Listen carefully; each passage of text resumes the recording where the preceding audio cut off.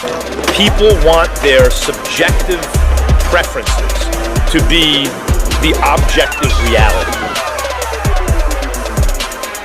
You can't handle the truth!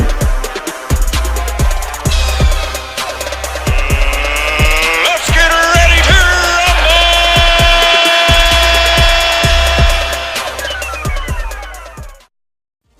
rumble! Welcome back to Keep It Real Boxing. Okay, so let's go over this weekend's action. Let's start with Devin Haney versus Antonio Moran at 135 pounds. Okay, look, Devin Haney is someone I've been on for a while. I haven't really talked about him much because obviously I've been watching him and waiting to see how he builds. Now, if you go to my other channel, Cypherbox Pro Boxing, you know, he's one of the first videos one of the first fighters I did a video in, and I entitled it One to Watch. He's worked a lot out in Las Vegas in the Mayweather gym with Floyd Mayweather Sr., and you can see that in his style of boxing. Look, he did a lot of things that were great in my opinion on Saturday night. You know, he established his jab very early, switched it up, switched that jab up, head body, he was setting up a lot of good traps from earlier on, right from the get-go, showed a solid right hand, good movement, turning his opponent well, very evasive with his defensive skills, even if he got trapped in the corner, was very much, using that shoulder roll and getting out the way of Moran's punches. Showed good counter punching, especially as the fight went on, setting those traps, rolling the shoulder and then coming back with a right counter or a left hook. Also showed a variation of punches, sometimes he'd lead in with a jab, sometimes, he could land with that straight right, but then he also used a good lead left hook at times as well, which I really liked. Look, speed, agility, reflexes, very sharp, also very accurate with his punching. Went through the gears in my opinion, he didn't rush his work, builds into the fight, he establishes his jab, he works his opponent out, and then he starts breaking them down, and then finally, that knockout in the 7th round, overhand right, beautifully, perfectly landed and got his man out there. There was a knockdown in round 5 as well. Look, really good performance by Devin Haney, definitely someone, like I've always said about Devin Haney, he's got a lot of potential, potentially could go on and be a superstar. A lot of people are trying to compare him with Floyd Mayweather right now. Look, I understand it, yeah, he comes, he's worked a lot in the Mayweather gym, he has that style of boxing, that Mayweather style of boxing. It's a little bit too early to be, comparing him to Floyd Mayweather in my opinion. He's got a long way to go till we can start saying, hey, he's the next Mayweather and stuff like that. There's a lot of top opponents in his division. The most well-known ones are probably Lomachenko and likes of Teofimo Lopez. It was when he starts fighting the elite levels. There's also, Richard Cormie's in there as well. As he goes up, Luke Campbell's in there too. As he goes up, in terms of his level of opponents, because Moran, he wasn't an elite level fighter, let's be honest, but he did what he had to do. He did really well against Moran. He did what he had to do. He put on a show and then got him out of there. So that's exactly what he's supposed to do. Great performance. I'm not knocking the performance, but what I'm saying is that you got to give him time, and then we'll see when he gets to that elite level, when he gets to that world championship level, that's when we'll know how good Devin Haney truly is.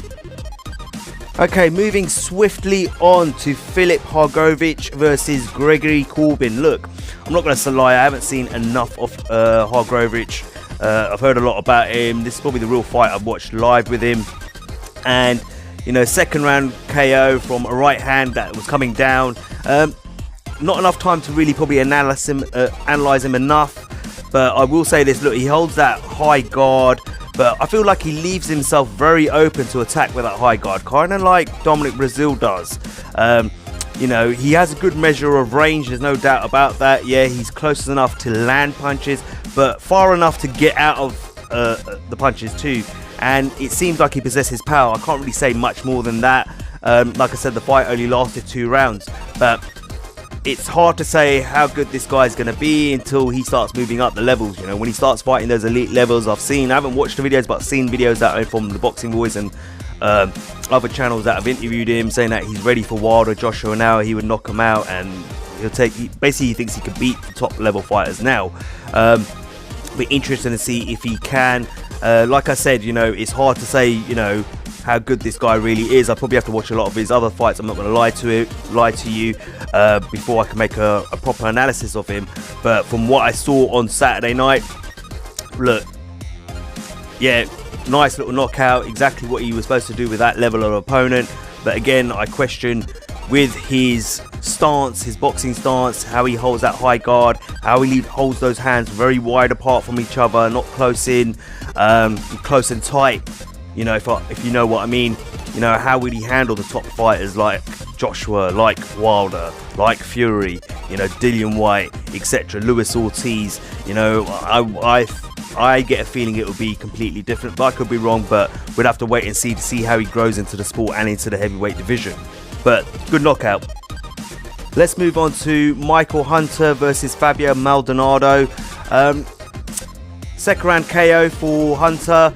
Listen, I wasn't overly impressed by Michael Hunter, to be honest with you. I felt he was sluggish, a little bit slow, you know, speed is decent speed, but put together a good combination, you know, does land his punches pretty accurate, not very agile in my opinion, but does possess that killer instinct. You know, when he's got his opponent hurt, he smells that blood, he goes in for the kill when he finishes them off, by the looks of things. But again, you know, it's all about levels. As you know, these fighters move up in levels, that's when we'll find out how good, you know, Michael Hunter truly is. And I honestly believe he goes up against Anthony Joshua, Wilder, Tyson Fury, Dillian Whyte, Luis Ortiz, you know, these bigger names in the heavyweight division. I personally think he gets beat by anyone in those top elite level fighters. Be interesting to see how he would do like against other, you know, up and coming fighters in the heavyweight division, the likes of Daniel Dubois, etc., and stuff like that. But yeah, I wasn't overly impressed. I thought it was a good finish, but I personally think, I don't think he becomes a world champion. I think he gets beat by any of your top guys. But he's got time to build. Remember, he's building his way into this position. I heard an interview with Hasim Rahman, who's his head trainer, I believe, and you know, he was saying, oh, we want those fights, we want the Joshua fights, we want that. I think you need to slow your rolling and work on a few things still with Michael Hunter, and you know, I don't think he's quite there just yet. That's just my personal opinion. Okay, so the next fight I want to review is the Austrian Trout versus Terrell Gausha at 154 pounds. The scorecards, it was a split draw. The scorecards was 96-94 to Trout, 99-91 to Gausha, and the other judge had it 95-95. Right, now, I'll be honest, the last round I couldn't watch. I had to watch it over the internet. It wasn't being shown here in the UK. Watched it on Dailymotion, so thanks to the guy who uploaded it. But unfortunately, the last round, the 10th round, was kind of glitchy in terms of, I'm guessing he was recording it off a live stream. But the rest of the fight, perfect. Visually, I could watch the entire fight, the 9 rounds before that. I had no problem with that. But even though I wasn't able to kind of see the last round, I had Gausha winning the fight anyway. I only had 2 rounds I gave to Austrian Trout, which was round 5 and round 9.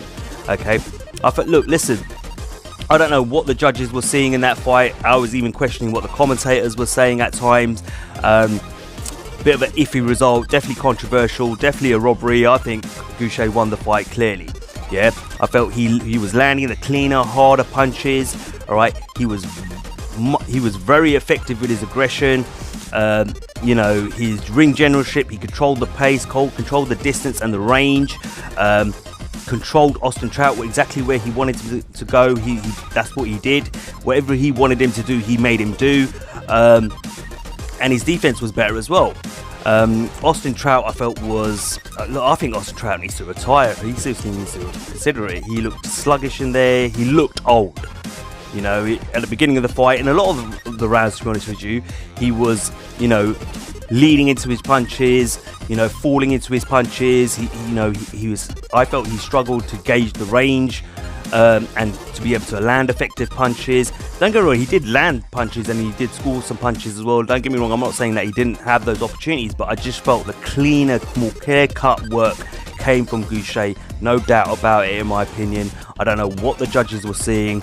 You know, I probably agree more with the 99-91, even though I felt that was a little bit out. I definitely felt Trout won at least 2 of the rounds. Like I said, I couldn't score the last round. But I clearly had Gausha winning. I had Austrian Trout by the 10th round. At the start of the 10th round, I had Austin Trout having to win by knockout. So I don't know what was going on there, what happened with that scorecard. I don't know what the judges were seeing. But definitely, I think, you know, GAUSHA definitely got robbed the result here, in my opinion. And I think I've read a headline of an article, but apparently Austin Trout wants an immediate rematch, but GAUSHA's not up for it. And I don't blame GAUSHA, because if you've been robbed once against Austin Trout, you know what happens in the rematch. So I can understand why he probably wouldn't want to get in there with Trout again, because obviously the decision wasn't the right decision the first time round. So I'll probably get why he's reluctant to have another fight with Trout. But I don't know what the judges were watching in that fight. Let me know what you guys think. But personally, I felt GAUSHA did more than enough to win that fight. And finally, just want to give you the result of Herring versus Ito at 130 pounds. Ito was the WBO champion. He lost his title on Saturday night to Herring, 12-round decision. So congratulations to Herring for his victory. I haven't had a chance to watch the fight myself. Have got it saved on a playlist on Daily Motion, so we'll be watching that later on. But congratulations to him, of course. Okay guys, that's all I've got for you on this one. Let me know what you thought of this weekend's action. As always, like, share and subscribe. Until next time, this is Cypherbox reminding you to keep it real.